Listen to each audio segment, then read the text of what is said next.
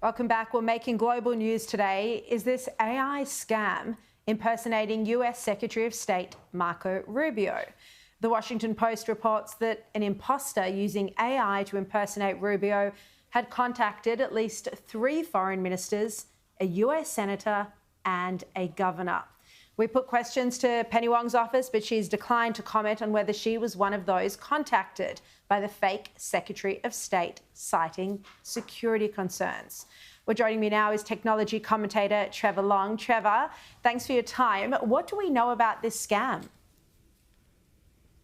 Good evening, Chow. Yeah, this is the latest, a long-running range of AI scams. So basically what we're talking about here is impersonating Marco Rubio either by voice or even by image. Now, it's not actually clear which was used here, but my guess is they're voice messages being sent on secure messaging apps.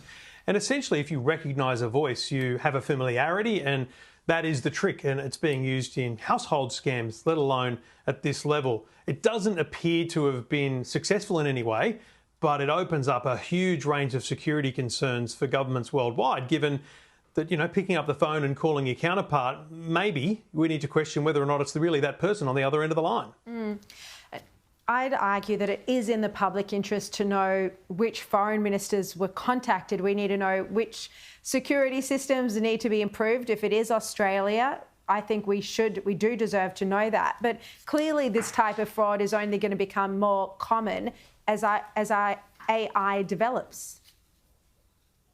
That's right. Well, the bigger thing here, like alongside the AI, is the vulnerability of getting access to someone directly. So if a foreign minister, ours for example, was contacted, well, they contacted directly on their own mobile device. Therefore, does the scammer have access to that person's personal details and able to contact them directly? And secondly, how more detail will they exploit them using AI? Because you've got to remember that using AI with someone as high profile as Marco Rubio, you could easily create a video that looks like they're talking to you using their voice. So we have to be very cautious from a national security level how seriously we take communications outside of the old school, big red phone in the office desk.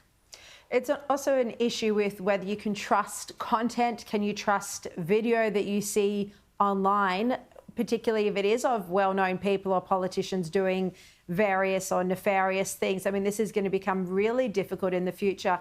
In 10 seconds, Trevor, is there a way to verify whether video is AI or not? The only way to verify something is to have essentially a secret code word. Great suggestion for families. Have a code word that only you and your family know, and in this case, only a foreign minister knows. That way, if the AI doesn't mention the code word, it's not real. Very scary. All right, Trevor, great to see you. I'll see you tomorrow at 8.